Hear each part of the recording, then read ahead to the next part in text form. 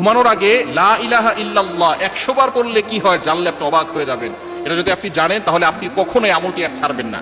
লা ইলাহা ইল্লাল্লাহ এই কালিমাটা আমরা জানি না এমন কেউ নাই, যারা মুসলমান আছি তারা আমরা সকলেই লা ইলাহা ইল্লাল্লাহ, আল্লাহ ছাড়া কোনো মাবুদ নাই, কি বলেন আছে?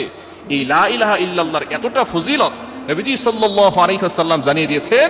এই লা ইলাহা ইল্লাল্লাহ যদি এক পাল্লায় রাখা হয়, অন্য পাল্লায় যদি এই দুনিয়া এবং দুনিয়ার ভিতরে যা কিছু আছে, আসমান জমিন চন্দ্র সূর্য সব কিছু যদি এক পাল্লায় রাখা হয়, তাহলে লা ইলাহা ইল্লাল্লাহর পাল্লাটা কয়েক কোটি গুণ বেশি ভারী হয়ে যাবে। সুতরাং লা ইলাহা ইল্লাল্লাহর ফজিলত কম না বেশি? অনেক বেশি। এই লা ইলাহা ইল্লাল্লাহর জিকির আমরা পড়তেই চাই না।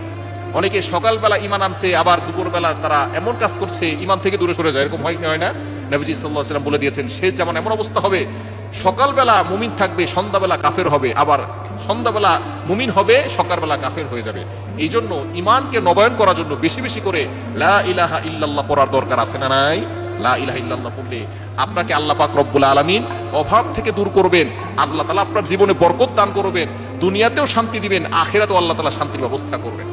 লা ইলাহা ইল্লাল্লাহ পড়ার দরকার আছে না নাই? নবীজি সাল্লাল্লাহু আলাইহি ওয়াসাল্লাম জানিয়ে দিয়েছেন, মান ক্বালা লা ইলাহা ইল্লাল্লাহ দাখালাল জান্নাহ, যে ব্যক্তি লা ইলাহা ইল্লাল্লাহ পড়বে উইল গো টু প্যারাডাইস, সে জান্নাতে চলে যাবে।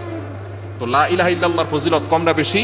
আপনি ঘোষণা দিচ্ছেন আল্লাহ ছাড়া কোনো মাবুদ নাই, সুতরাং এই লা ইলাহা ইল্লাল্লাহর মাধ্যমে আপনি আল্লাহর নৈকট্য অর্জন করবেন, আপনি আল্লাহ তাআলার সাথে সম্পর্ক বৃদ্ধি করতে পারবেন। শুধু তাই নয়, নবীজি সাল্লাল্লাহু আলাইহি ওয়াসাল্লাম জানিয়ে দিয়েছেন, যে ব্যক্তি লা ইলাহা ইল্লাল্লাহ 100 বার পড়বে, কিয়ামতের ময়দানে তার চেহারা পূর্ণিমার চাঁদের থেকেও বেশি উজ্জ্বল হয়ে যাবে।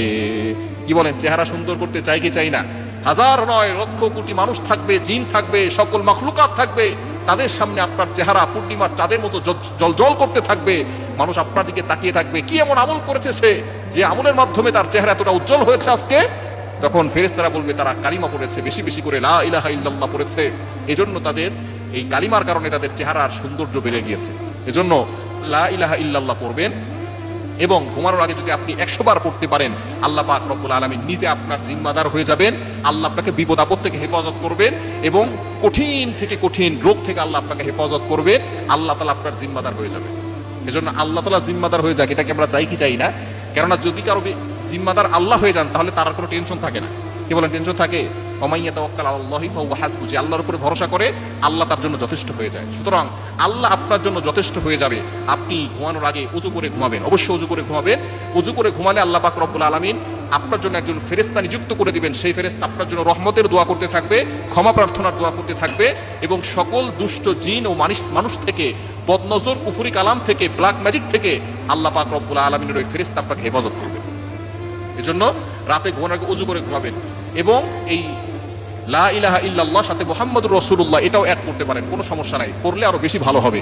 লা ইলাহা ইল্লাল্লাহ মুহাম্মাদুর রাসূলুল্লাহ, এটা 100 বার পড়বেন, আল্লাহ পাক রব্বুল আলামিন আপনার জিম্মাদার হয়ে যাবেন, আপনার জীবনে বরকত দিবেন, বিপদ আপদ থেকে আল্লাহ আপনাকে হেফাজত করবেন, এবং আপনি নিজেই বুঝতে পারবেন যে আল্লাহ পাক রব্বুল আলামিন আপনার অন্তরে প্রশান্তি দান করবেন। কারণ আল্লাহ তাআলা নিজে বলে দিয়েছেন, 2 নম্বর পারা 2 নম্বর পৃষ্ঠা 10 নম্বর লাইন সূরা বাকারার 151-52 নম্বর আয়াতে আল্লাহ তাআলা জানিয়ে দিয়েছেন, ফাযকুরুনি আযকুরকুম, যে ব্যক্তি আমি আল্লাহকে স্মরণ করে, আমি আল্লাহও তাকে স্মরণ করি। সুবহানাল্লাহি বিহামদিহি। এজন্য লা ইলাহা ইল্লাল্লাহর ফজিলত অনেক বেশি, এই ফজিলত বলে শেষ করা যাবে না। সুতরাং আপনি প্রতিদিন রাতে ঘুমানোর আগে নিজেও পড়বেন, সন্তানদেরকেও শিখাবেন, স্ত্রীকে, সন্তানকে, ছেলেকে, মেয়েকে, সকলকে শিখাবেন, যে আপনি প্রতিদিন রাতে ঘুমানোর আগে 100 বার লা ইলাহা ইল্লাল্লাহ মুহাম্মাদুর রাসূলুল্লাহ এটা করে ঘুমাবেন। ইনশাআল্লাহ আল্লাহ তাআলা আপনার জীবনে বরকত দিবেন, অভাব দূর করবেন, বিপদ আপদ থেকে আল্লাহ আপনাকে হেফাজত করবেন।